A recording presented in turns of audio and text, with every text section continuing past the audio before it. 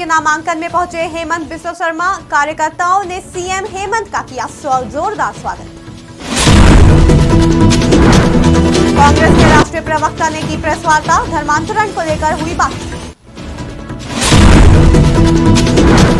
भाजपा के बस्तर जिला अध्यक्ष ने की प्रेस वार्ता। कांग्रेस पर ज्यादा जोरदार निशाना।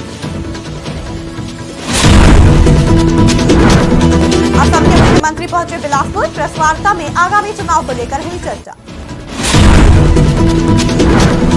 विधानसभा चुनाव की तैयारियां तेज। प्रत्याशियों को विजय बनाने में जुटी पार्टी।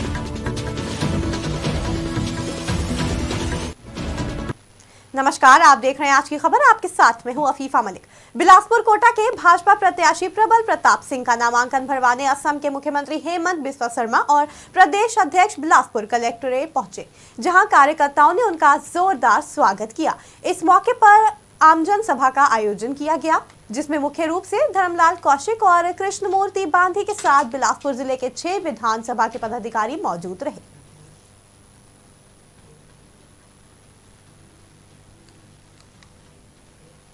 जगदलपुर में कांग्रेस के राष्ट्रीय प्रवक्ता अखिलेश प्रताप सिंह ने जिला कार्यालय राजीव भवन में पत्रकारों को संबोधित करते हुए कहा कि किसान की कर्ज माफी, बिजली बिल करना और बेरोजगारी भत्ता जैसे कई उदाहरण गिनाए। साथ ही पत्रकारों के एक सवाल के जवाब में उन्होंने कहा कि छत्तीसगढ़ में एक भी धर्मांतरण नहीं हुआ और एक भी धर्मांतरण का केस भाजपा साबित नहीं कर पाई है।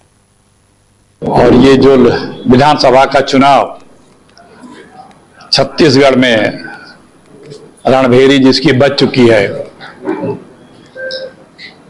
उसकी गहरी जानकारी भी आप लोगों को होती है, चूंकि मीडिया पर्सन होने के नाते।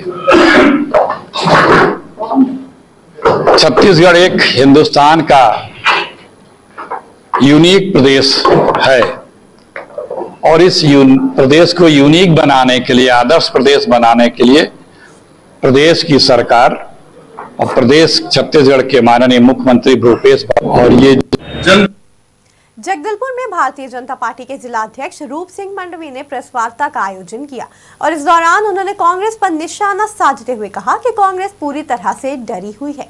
कांग्रेस झूठे वादे करने में माहिर है और साथ ही कहा कि जगदलपुर में विधायक रेखचंद जैन ने कोई काम नहीं किया है, बल्कि विकास के नाम पर लोगों को केवल ठगा गया है। अगर काम किया होता तो टिकट नहीं कटता।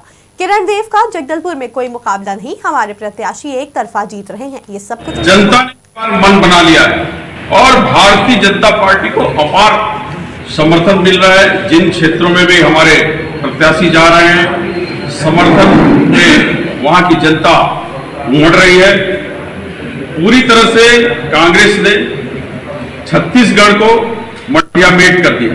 कांग्रेस के शासनकाल में किसी भी प्रकार का विकास नहीं हुआ, विकास पूरी तरह से ढप रहा और छत्तीसगढ़ में उन्होंने जो वादे किए थे वो वादे पूरे नहीं कर पाए।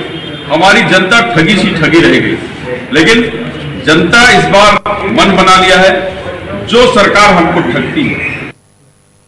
विधानसभा चुनाव को लेकर स्टार प्रचारकों का दौर शुरू हो चुका है और साथ ही साथ नामांकन रैली में विभिन्न राजनीतिक दल अपना पूरा दमखम भी दिखाने लगे हैं। इस कड़ी में बात करें तो भारतीय जनता पार्टी द्वारा आयोजित कार्यक्रम में असम के मुख्यमंत्री हेमंत बिस्वा शर्मा बिलासपुर पहुंचे और पत्रकारों से चर्चा कर सवालों पर जवाब दिए।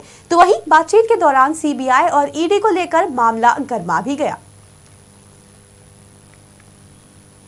पार्टी में आने से कोई शुद्ध नहीं होता है, लेकिन आपका जो पैसा है वो ईडी और सीबीआई अगर निकाल के लेके आते हैं, आपका आपत्ति क्या है? आपको तो चैलेंज करना चाहिए। चलो ईडी आओ, मेरा घर में लेके जाओ, मैं कोर्ट से वहां पास लेके आऊंगा। आपको ईडी और सीबीआई अब क्यों इतना टारगेट बनाता है? ईडी और सीबीआई तो जॉब करेगा, अल्टीमेटली तो कोर्ट फैसला देगा।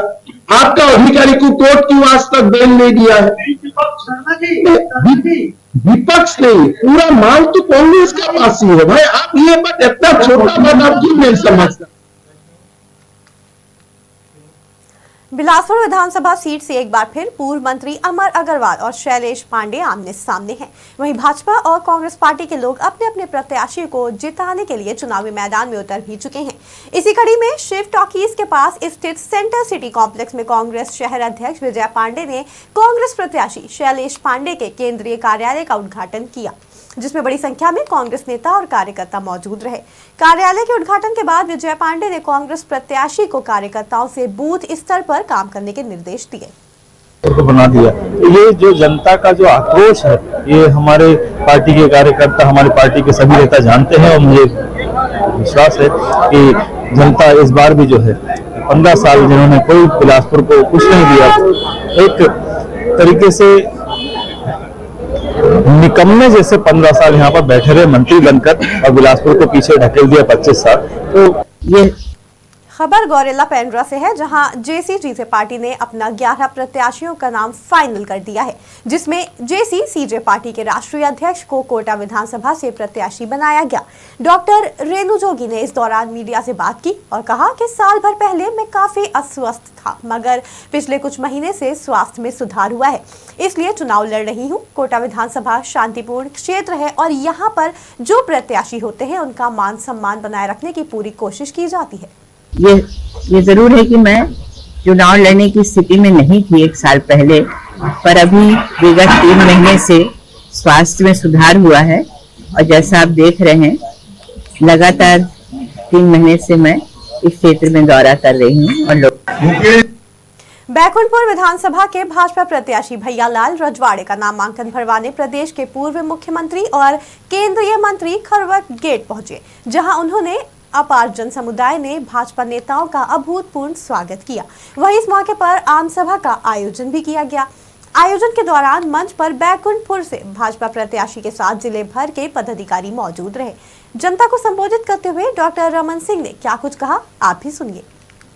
मुकेश के लिए एक संदेश और गांव-गांव में आवाज गूंज रही है, चारों ओर अंधेरा है, पहरेदार लुटेरा है। ये पहरेदार लूट कर रहा है। 2100 करोड़ शराब में खा गया, 500 करोड़ कोयला के जलाने में खा गया, 600 करोड़ चावल में पीडीएस के चावल में खा गया, 1300 करोड़ छत्तीसगढ़ के गरीब लोगों के लिए जो गांव-गांव में गौठान बनाए थे, उस गौठान में हर गौठान 19 लाख रुपया के हिसाब से 1300 करोड़ का घोटाला कर दिया। ये भूपेश सरकार सिर्फ घोटाले की।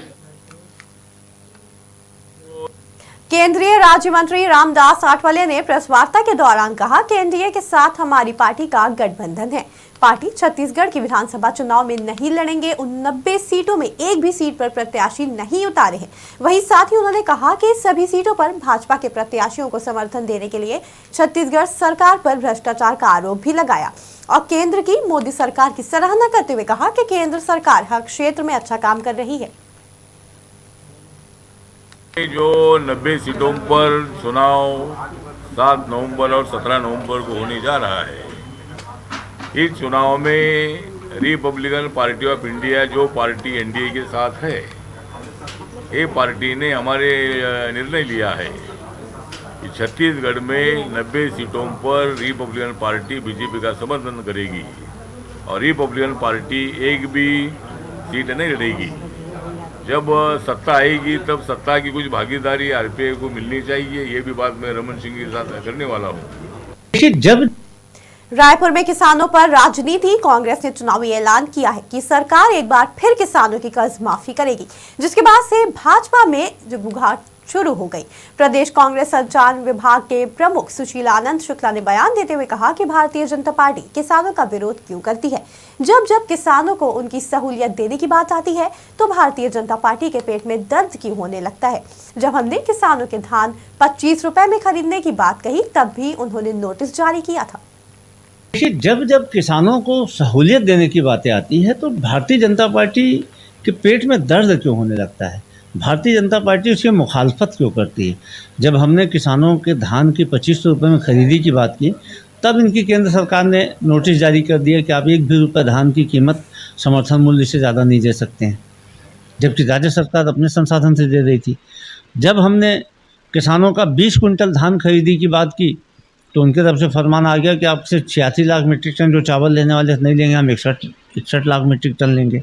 तो बार बार भारतीय जनता पार्टी किसानों का विरोध क्यों करती है? जब हम राजीव गांधी किसान न्याय योजना के माध्यम से इनपुट सब्सिडी देते हैं तब भी केंद्र सरकार इसकी जांच करवाती कि जो आप दे रहे हो ये ऐसा नहीं कि धान का बोनस है। और अब जबकि हम किसानों का कर्जा माफ़ कर रहे हैं, ऐसे समय जबकि पूरा देश कोरोना के बाद तबाह हुआ था, बड़े बड़े उद्योगपतियों के उद्योग बंद हो गए थे, बड़े बड़े व्यापारियों के प्रतिष्ठान बंद हो गए थे, अच्छे अच्छे लोगों की कमर टूट गई थी, किसानों के 2 पैसे सहूलियत दी जा रही है तो आपके पेट में दर्द हो रहा है। आप बड़े बड़े उद्योगपतियों का हज़ारों करोड़ रुपए का कर्ज राइट ऑफ कर देंगे, जब आप अपने मित्रों को रबड़ी खिलाएंगे तब आपको दिक्कत नहीं है। और किसानों का कर्जा माफ़ करने में आपको तकलीफ हो रही है, आप सवाल खड़ा कर रहे हैं। छत्तीसगढ़ के संसाधनों पे पहला अधिकार हमारे अन्नदाताओं का है और कांग्रेस पार्टी इस काम को करते रहेगी। भारतीय जनता पार्टी कितना भी विरोध करे, हम किसानों को उनकी उपज की पूरी कीमत देंगे, हम किसानों का कर्जा माफ़ करेंगे, हम किसानों को राजीव गांधी न्याय योजना के माध्यम से मदद करेंगे, हम किसानों का दाना दाना धान भी खरीदेंगे। भाजपा को विरोध करना करती रहे। मुंगेली में दबंगों के हौसले बुलंद होते नजर आ रहे हैं। बता दें, आरोपियों ने एक युवक की धारदार हथियार से गला काटकर हत्या कर दी और हत्या के बाद आरोपी ने खुद को पुलिस के हवाले भी कर दिया। वहीं पुलिस ने मामले को संज्ञान में लेते हुए जांच भी शुरू कर दी है। ये पूरा मामला लोरमी थाने का बताया जा रहा है। बीजापुर में नक्सलियों के बंद के आह्वान का व्यापक असर देखने को मिला। वहीं नक्सलियों ने चेतावनी देने के बाद पूरे जिले के लोगों में दहशत का माहौल देखा गया और लोग खौफ में आकर अपनी अपनी दुकानें बंद करने पर मजबूर हो गए। साथ ही रायपुर, जगदलपुर, तेलंगाना और महाराष्ट्र की तरफ जाने वाली बसें भी दहशत की वजह से स्टैंड पर ही खड़ी रह गई।